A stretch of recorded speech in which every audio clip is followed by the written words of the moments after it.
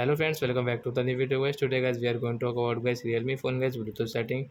In this video guys we will talk about guys how can we unpair guys your Bluetooth speaker to our Realme phone. Friends, you have paired any speaker and friends you want to unpair. So friends, how can you unpair? In this video guys I am going to show you friends.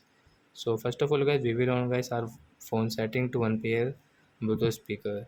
Second guys click on guys your Bluetooth setting friends. Third guys you can see guys your we have paired guys the JBL Go company speaker and guys we want to unpair. So a right side icon guys you can see this icon friends, tap here and as you can see guys there are three settings guys: device name and get disconnect and unpair option. So friends, you want to change device name, so as you can change from here. Guys, you want to disconnect, so as you can disconnect, and guys if you want to unpair, so I will click on unpair option. Then guys this speaker will unpair to your phone. Then guys we cannot use, guys we will off it. So like that guys you can unpair your Bluetooth speaker to your Realme phone. So that's it guys, thanks for watching guys. Now we will meet to next video guys. Bye bye. Before going guys, please go and like my video, subscribe my channel. Bye bye friends.